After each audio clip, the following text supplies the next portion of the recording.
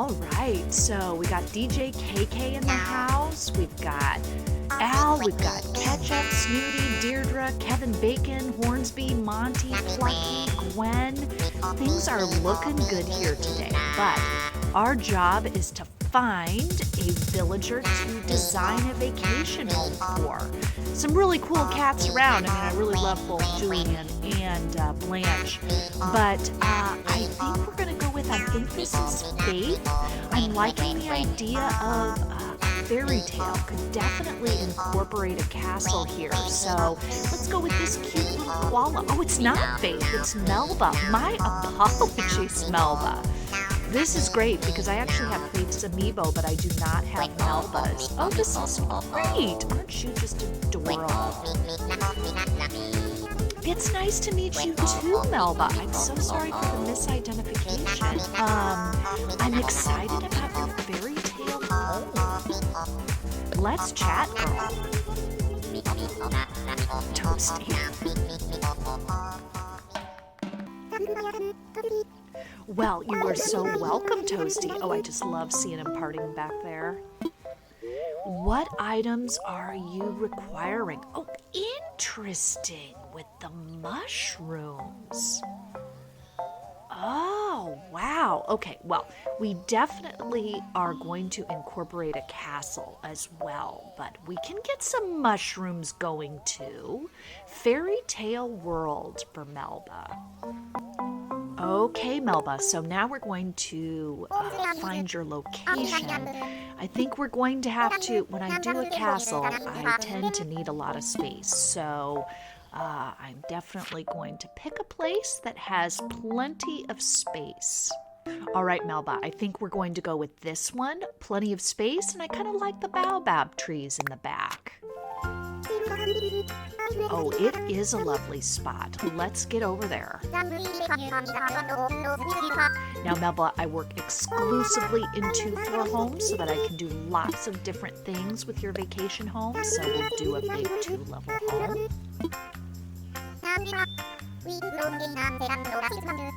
All right, let's get going. Aren't you just adorable? I've never had a koala on my island, but that's an oversight. All right, Melba. This is going to be fun.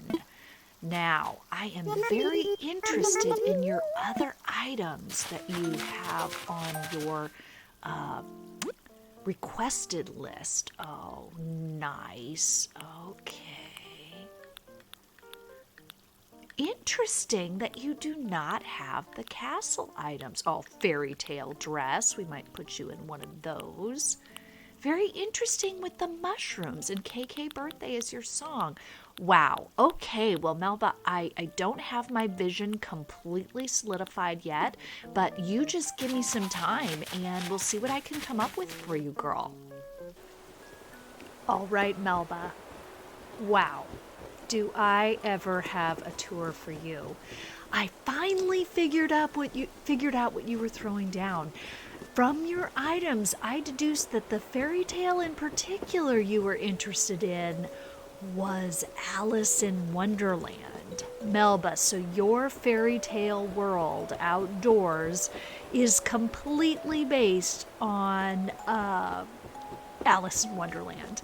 You are wearing the adventure dress, which looks suspiciously like the dress worn by Alice in Wonderland. So let's begin your tour, Melba. So everything outside here really represents something from the story Alice in Wonderland. The story opens with Alice sitting with her sister on a bank. Notice the water just in the distance there. And her sister's reading a book, and Alice is getting very bored because it's not a picture book.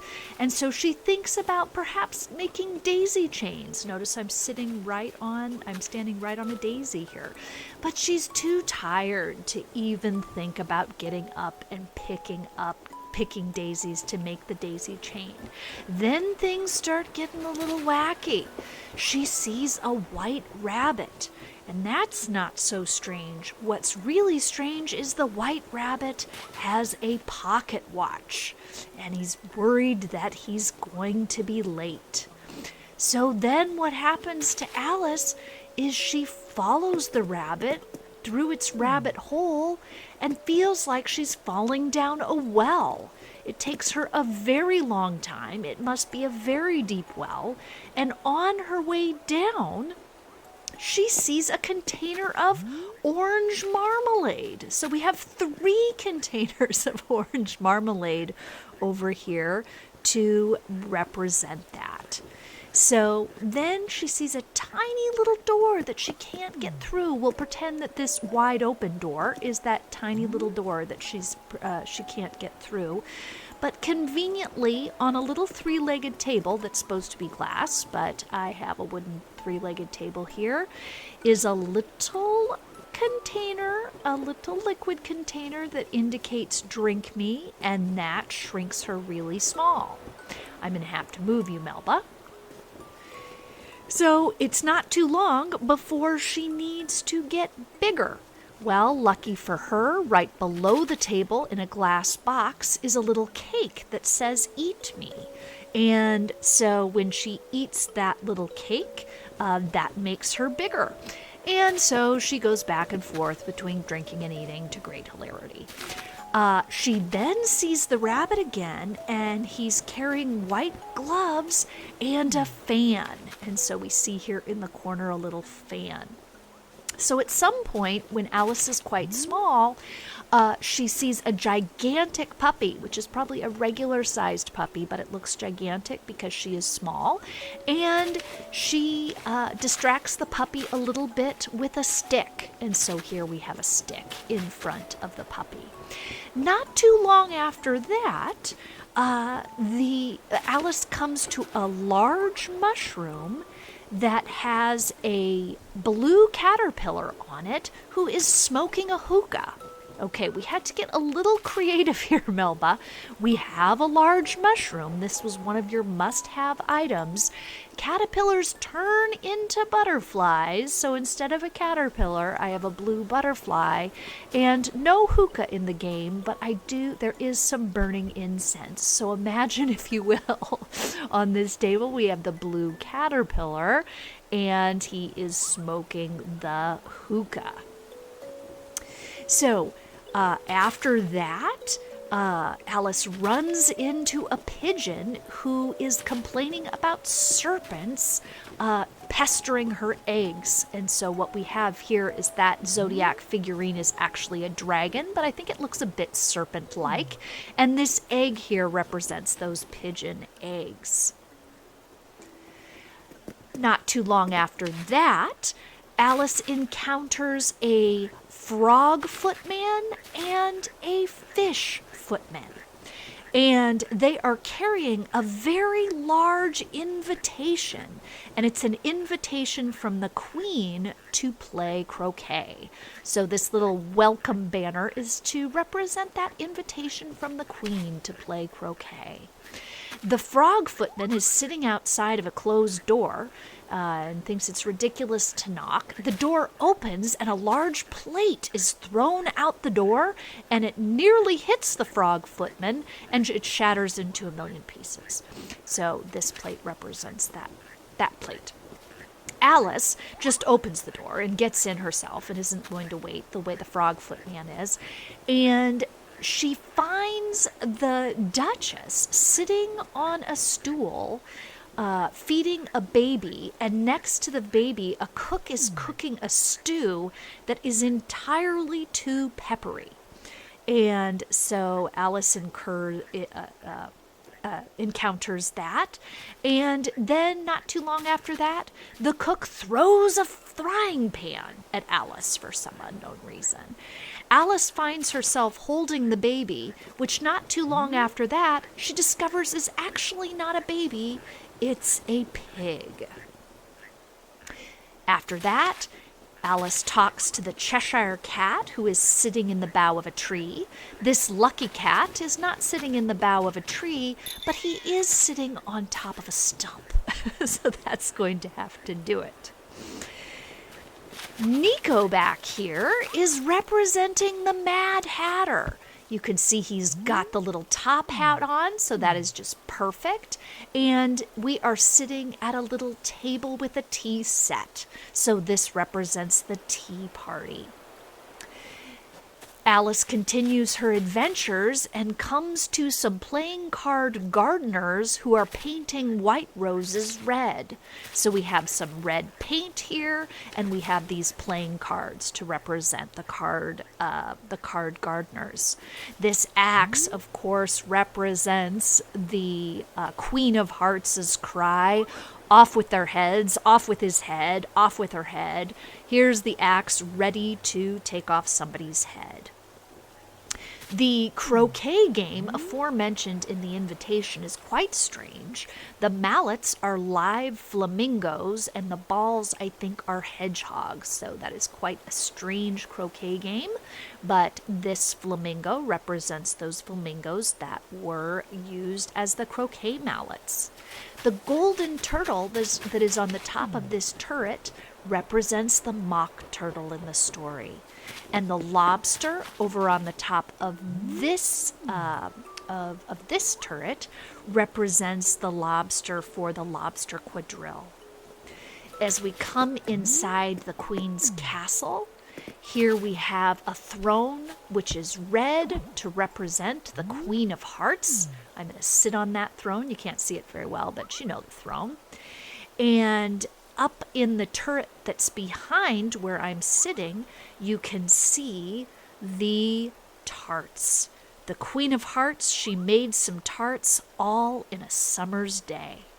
And toward the end of the story, we have the trial with Alice. And so, Melba, you can see that everything outside here is geared toward your fairy tale vacation home dream. I actually reread Alice in Wonderland to try to pick up all the details I could to create your fairy tale world. All right, Melba, let's go ahead and go inside. What awaits us in there?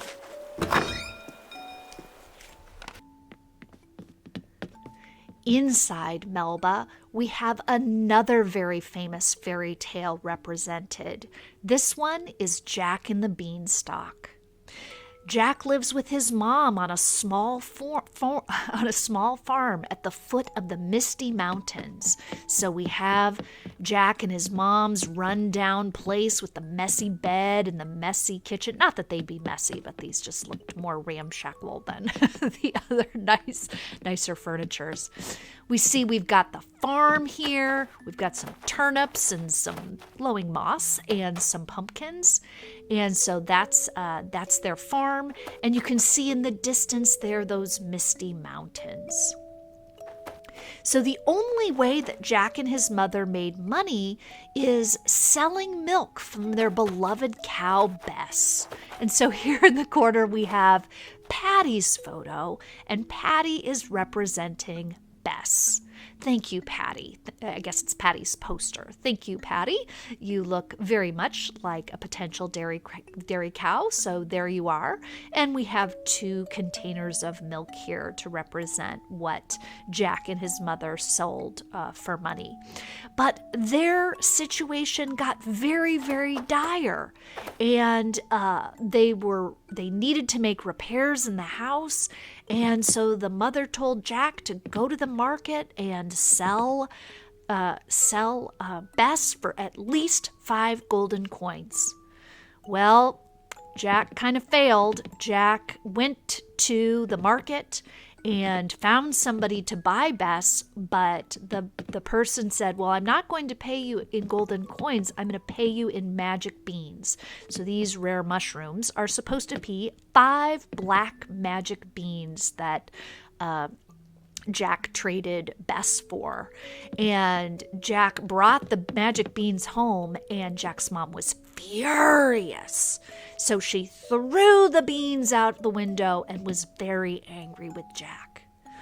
Well, very interestingly, the very next morning, Jack looked outside of his window to where his mother had thrown the beans, and he found a gigantic beanstalk. And so he saw that beanstalk and he thought, oh my gosh, the beans really were magical. And so what he did then was he climbed the beanstalk. Now, in order to see where the beanstalk goes, Melba, we have to go upstairs. So the beanstalk reached all the way up to the sky, so he climbed to the very top and got off, and he saw a castle in the distance. So he went and knocked on the castle door, and a kind giantess let him in. He said he was very hungry, and the giantess was very nice to him and served him some vegetable stew. So let's go ahead and go inside the castle and check out where our vegetable stew is. So the giantess fed Jack vegetable stew, but then her husband started to say fee, fi, fo, fum, and he hates humans and thought he smelled a human, but his wife hid Jack from him. But Jack stuck around and observed things and noticed that the giant went to a cupboard and took out a magic hen. Well, a magic golden hen, in fact. Well, Egbert is not a hen, he's a rooster, but he is yellow. And so the poster of Egbert represents the golden hen, and these two eggs on the table represent the golden eggs that the golden hen would lay. And Jack saw this and thought, oh my gosh, I could get a lot of money if I took that golden hen. I forgot to mention that another thing that Jack saw was the giant took out a little purse with 5 golden coins in it. That's represented here. And when he saw that, he thought, oh, if I just take those 5 golden coins, that's exactly what my mom wanted for Bess. So at first he thought he would just steal the golden coins. Then when he saw the golden hen, he thought he would steal the coins and the hen. And then he watched the giant go into his bedroom and talk to his magic harp. He talked to the magic harp and asked her to play, and she began playing without anyone touching her at all. And Jack thought, oh my gosh, I have to get that magic harp as well. So while everybody was asleep, Jack stole the harp. He stole the golden hen, he stole the bag of gold, and he started to try to make his getaway.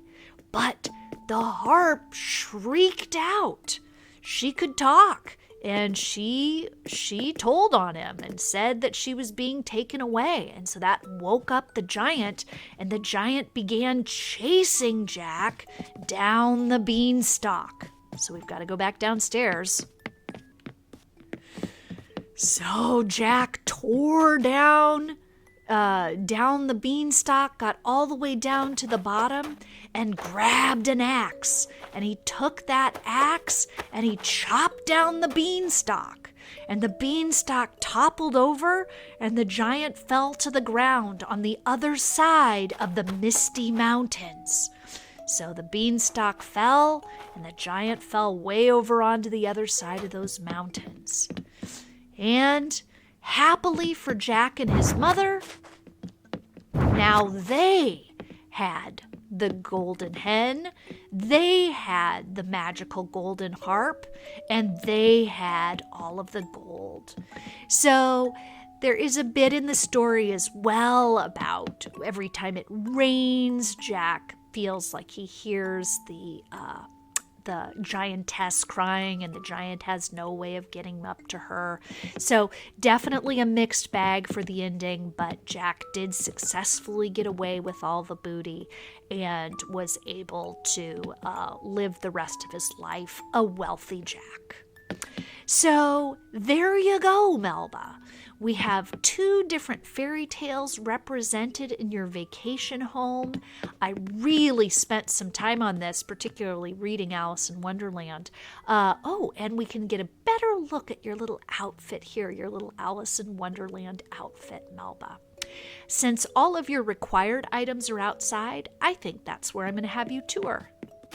All right, Melba, what do you think? It is ready, and I really put a lot of time and effort into this, Melba. You're very welcome.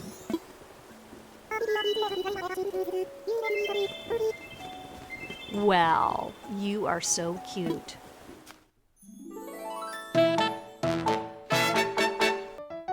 What do you think of your Alice in Wonderland fairy tale world? It's quite a place, isn't it, Melba? Oh, that was a good shot of that butterfly. Ladybug. Oh, cute. Oh, the phone's a little anachronistic, but that's okay. Oh, looking good, Melba. Well, it is quite a place.